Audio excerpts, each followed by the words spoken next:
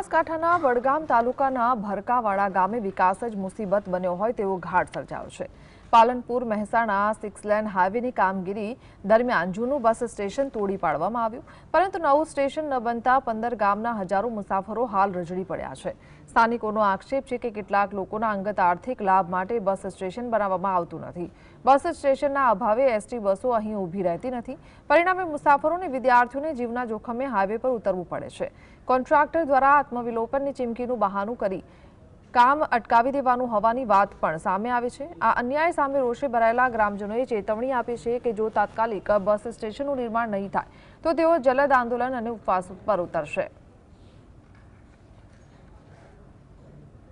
ગામથી 15 ગામના આશરે લોકો મુસાફરી કરતા હોય છે, જે સિદ્ધપુર, પાલનપુર, મહેસાણા, અમદાવાદ સુધીની, પરંતુ પ્રિકર્શન ન હોવાને કારણે ઘણી વચ્ચે વાહનો પણ રોકાતા હોતા નથી અને લોકોને બહુ જ આવર જવામાં તકલીફ પડે છે।